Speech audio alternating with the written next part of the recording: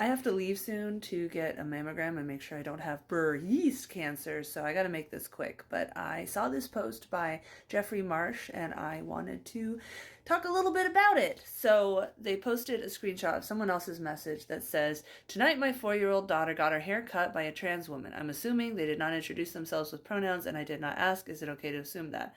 All went great. It was quick, not much chit chat. On the drive home, she made a matter-of-fact comment. Mommy, I think she was a little bit mixed up. She looked like a girl, but she looked like a boy. And her voice was kind of weird. I was a little caught off guard and I said, I think maybe they are trans. Maybe they feel like a girl or a boy.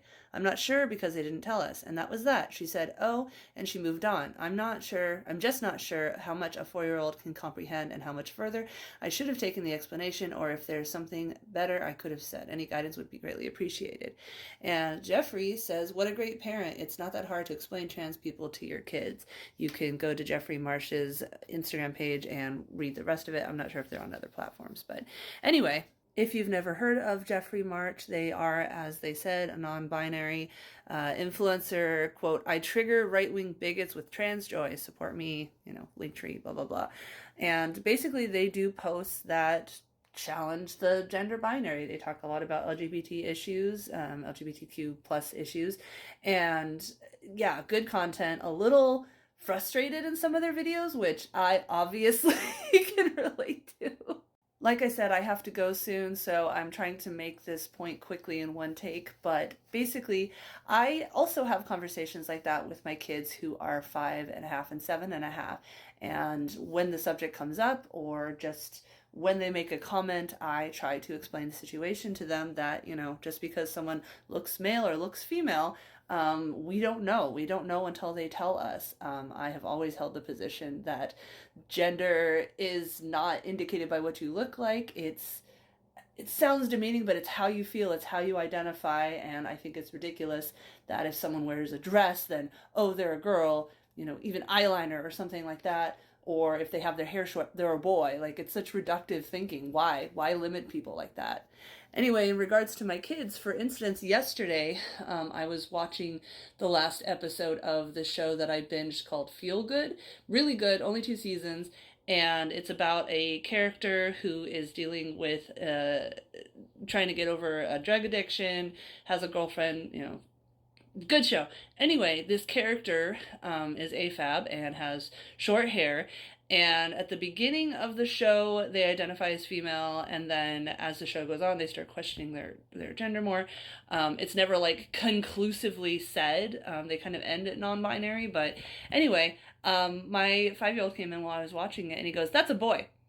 And I said, well, we don't know. They haven't told us. And as it turned out, the character didn't clearly say, I am this, I am that. Our obsession with labels is kind of silly. They actually make fun of that a little bit in the show, like people that go to the extreme left and are just, that are not actually helping the situation by being so militant about using the right labels while not actually helping any of the causes. Anyway, but it was a short conversation, but it's a similar one that we've had multiple times, and I basically just try to help them keep it in mind that gender, obviously I put this in simpler child-friendly terms, but gender is a social construct. It doesn't have to do with what you live or what you look like, and it's not a big deal to use someone else's pronouns. It takes a little bit of deprogramming, and hopefully the person can be patient if they have very strong signifiers of what is traditionally or what is societally gendered. If they look very masc but they go by she, her, then sometimes you have to keep catching yourself, and it's not necessarily an intentional thing.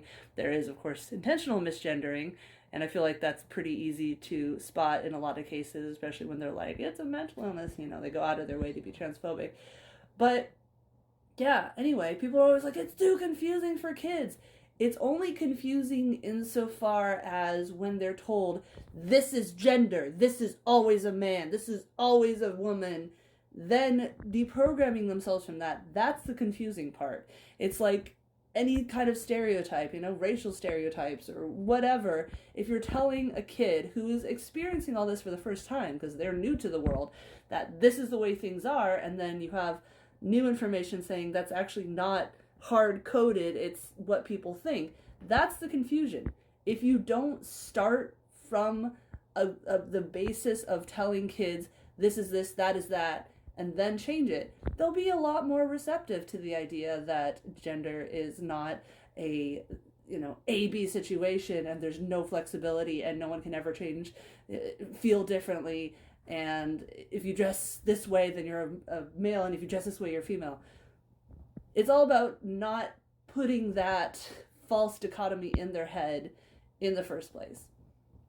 Not sorry if that triggers you.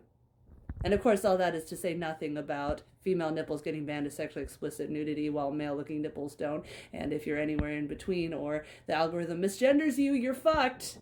Yeah, that's a topic for another video.